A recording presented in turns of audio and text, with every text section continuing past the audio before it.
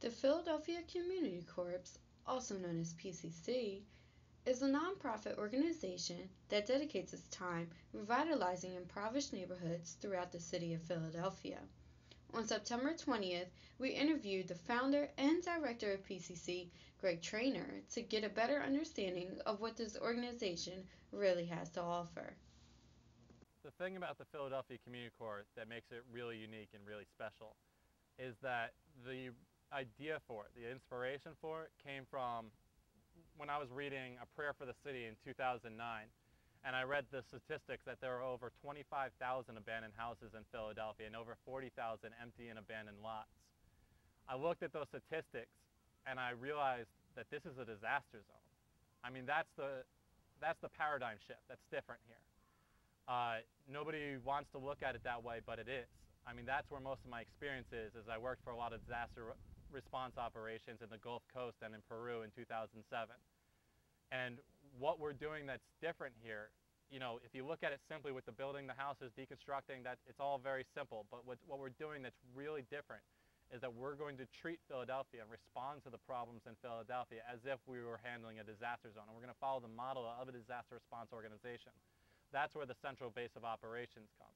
That's where the housing the volunteers comes, and the flexibility to respond to a variety of community service projects all comes from that model. It will enable us to support such a wider variety of community service projects and respond to them at a pace that's required to actually make a difference and to keep up with the problems in Philadelphia. That it could change quite a lot, you know. Of course, I have full faith in what we're trying to do, and I'm an idealist, but the idea of a mobile volunteer army that's between 100 and 200 volunteers strong, flexible, and ready to go to any project anywhere, that could change everything for community service in Philadelphia. In Harrogate Park, that was a pretty cool moment here in Philadelphia. It was a neighborhood cleanup. Harrogate Park is also known as Needle Park. I mean, it's near some of the biggest heroin corners in Kensington, and it's filled with used needles from heroin addicts. I mean, you go there any time of the day, there are heroin addicts doping up, passing out, drooling on themselves, and then there's little kids running around on the playground, running through the grass, playing football in grass filled with needles.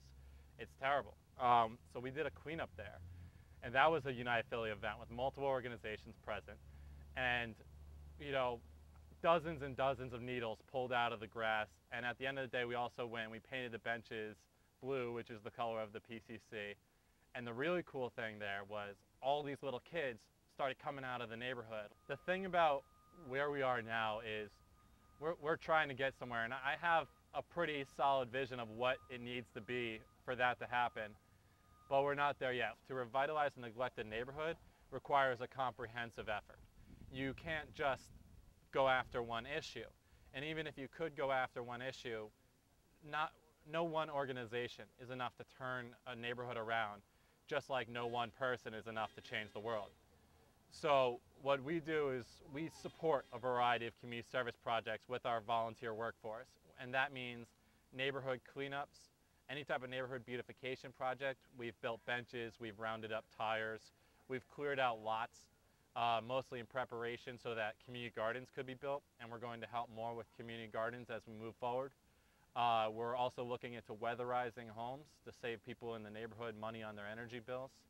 There's service learning within each of these projects so that as we're working in the community, members from that community can come out and work with us, and we'll teach them job skills.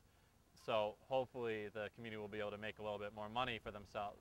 There's two organizations that are separate, but one of them, United Philly, which is an association of nonprofit organizations that is currently being managed by the Philadelphia Community Corps, at least until it gets its legs under itself and can be run by the nonprofit community. The way it started was when we were trying to launch the Philadelphia Community Corps in 2009, and we were looking around trying to find out what's going on in the nonprofit community so that we wouldn't be stepping on anyone else's toes. You know, duplication is a huge problem in the nonprofit community. Groups are always starting up the exact same project instead of joining that existing project and helping them get it done because they don't even know that each other exists. So we just saw a massive lack of information in the nonprofit community.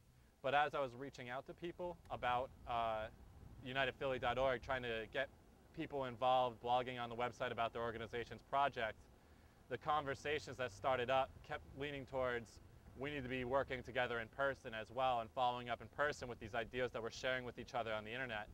So we started the United Philly meetings, and that's a weekly get-together of representatives from different nonprofit organizations getting together every week to plan out ways in which we can work together and support each other's projects. And now this has actually also become United Philly TV, where we're filming projects and we're going to be producing a reality-style documentary TV show. So it's evolved over time. If I had to describe it as any one thing, I'd really call it a movement of ideas. Because what we're doing here is increasing the rate of communication and the flow of information in the nonprofit community to increase the efficiency and the rate at which progress is being made.